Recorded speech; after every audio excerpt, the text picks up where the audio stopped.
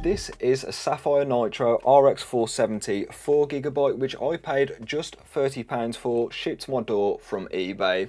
Admittedly, it did need a bit of a clean as it did shoot up to like 70 odd degrees instantly in a gaming load, but after a clean it works like it's brand new, so there's no issues there. To be honest, I kind of expect this with used GPUs most of the time. But for the price I paid for one of the best RX 470 models, I can't really complain too much. So in 2024, the RX 470 4GB should still be a decent option for esports gamers, but to find out the answer to that, I've put it into my testing PC, which has an Intel Core i5-12400F, 32GB of dual rank, dual channel DDR4 memory running at 3200MHz, an MSI B660-A Pro motherboard, and a 1TB NVMe Gen 4 SSD. The specs for this system are linked in the description below, along with Amazon affiliate links. I do make a small kickback from these if you buy anything from them. This is at no extra expense to you, and it does help out the channel a bit. All testing has been done using the latest AMD Adrenalin driver, which is 24.1.1, and the RX 470 has been left at its stock out of the box settings, as I heard if you do overclock the memory it does kind of knacker the timings on them. So let's see if the RX 470 is indeed a budget king. Starting off the benchmarks today with an ideal game for this graphics card, and that is Fortnite. Setting it to the performance API as I wanted to get quite a high frame rate from this RX 470, and I wasn't disappointed. It was almost good enough for a 240Hz experience, and truth be known, it probably is. And the 1% low, to be fair, 132 isn't the greatest figure right there, but it's going to be totally fine, and if you let the shaders cache a bit, I think you'll be having a decent gaming experience. But Fortnite is playable on a $40 GPU.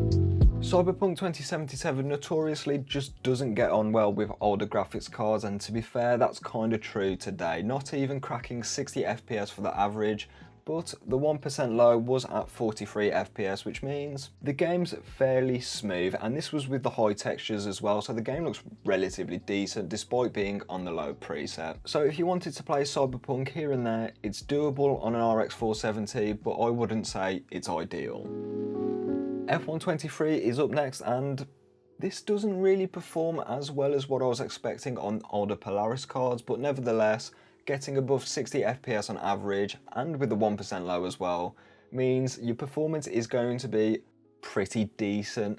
However, if you're after a high refresh rate experience, maybe drop it down to the very low preset or get a slightly more powerful GPU. You'll probably thank yourself later, as racing games, you're going to want as many frames as possible.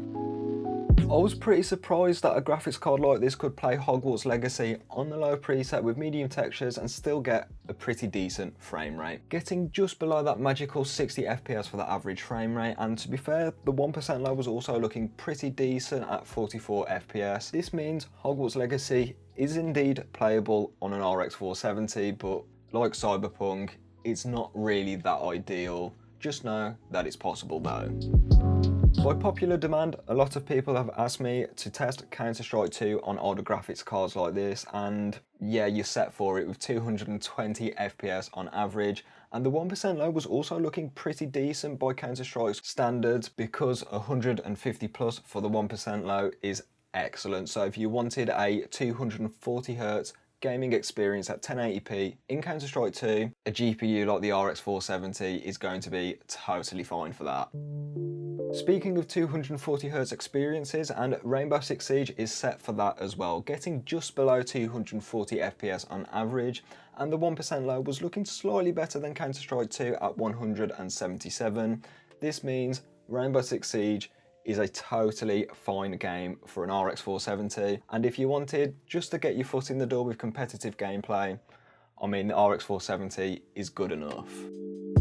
Forza Horizon 5 today was a bit of a tricky one, and that is because it needs quite a bit of VRAM for some reason, so the low preset had to do today, as it was basically unplayable on the medium preset with just constant stuttering. 76 FPS on average though, with a 1% low of 61, means the game is playing just fine with minimal stutters or hitches on the low preset. And this is what I'd recommend with this. Maybe if you had an 8 gig version, you could probably play it on the medium preset and get around 60 FPS on average. But with the 4GB card, that's not a luxury we have. The last game I'm taking a specific look at today is The Witcher 3, and that magical 60 FPS number has been reached with the average frame rate. Also with the 1% low, that's looking brilliant at 56 FPS, so your frame time is looking butter smooth, which means you're going to be getting a decent gaming experience. So if you wanted to play The Witcher 3, which had been upgraded graphically some years ago, it's totally doable on an RX 470. So when its $40 price tag is factored in, the cost per frame on this graphics card is absolutely astonishing. The value you're getting from this RX 470 is basically second to none for a sub $50 GPU. Getting 200 plus FPS in all of the esports games is enough evidence to show to me that this GPU should be totally fine for a lot of budget esports gamers out there. Say if you've got a 144Hz monitor or maybe even a 240Hz, this GPU at 1080p in low settings in esports games has enough horsepower to push them frame rates. There is one outlier with the competitive games, and that's F123. It's a bit harder to run than games like Fortnite and Rainbow Six Siege, so if you want to drop to the very low preset to get more frames, that is something I'd recommend. But if not, I'd recommend getting a slightly more powerful graphics card. And then on the other hand, you've got the AAA games, and performance was above my expectations, if I'm honest. Even in Cyberpunk 2077, it was on the low preset, but more importantly, it managed to get away with the high textures. So the game didn't look too bad despite being on the low preset, but performance was below 60 FPS, and I know a lot of PC gamers wouldn't like that, but it wasn't that far off. And then Hogwarts Legacy, that ran fine as well, then again on the low preset and getting below 60 FPS. And it wasn't a stuttery mess, and it ran kind of fine. So if you're cool with less than 60 FPS and you just want to spend $40 on a GPU, I mean, the RX 470 can play it.